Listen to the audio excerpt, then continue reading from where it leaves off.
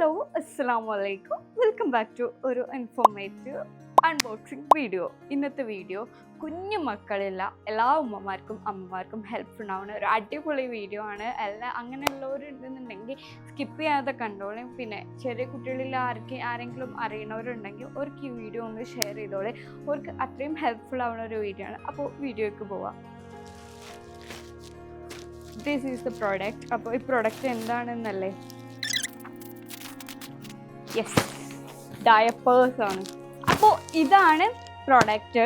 JRSR എന്ന് പറയുന്ന baby pants ആണ്. ഞാനിവിടെ സൈസ് ചൂസ് ചെയ്തിട്ടുള്ളത് മീഡിയം ആണ്, 7 to 12 kg. നിങ്ങളുടെ മക്കൾ ഏത് വെയ്റ്റിൻ്റെ അണ്ടറിലാണോ വരുന്നത് അതിനനുസരിച്ചിട്ട് സൈസ് ചൂസ് ചെയ്ത് കൊടുക്കുക. ഞാൻ ഫ്ലിപ്കാർട്ടിൽ നിന്നാണ് ഓർഡർ ചെയ്തിട്ടുള്ളത്.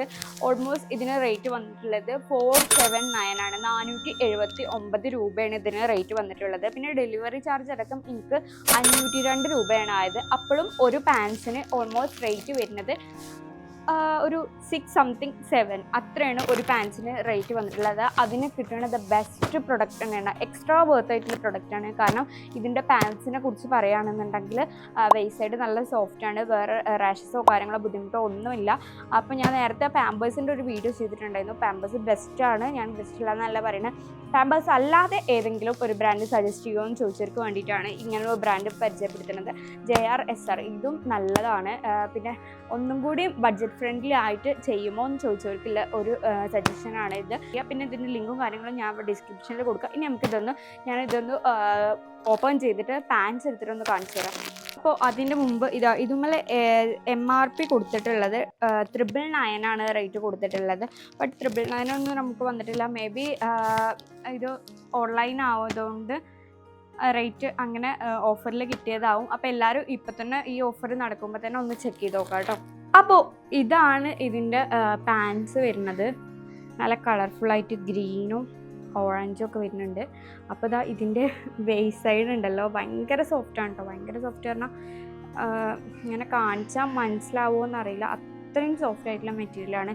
അതുകൊണ്ടാവും വേസ്റ്റിൽ ഇങ്ങനെ കളർ ചേഞ്ച് ഒന്നും വരാത്തത്. ഭയങ്കര സോഫ്റ്റാണ്. പിന്നെ ഇതിൻ്റെ ഉള്ളിലെ കാര്യം വരുമ്പോൾ ഇതാ അത്യാവശ്യം നല്ല അബ്സോർബൻ കപ്പാസിറ്റി ഒക്കെ ഉള്ള പാൻസ് തന്നെയാണ്.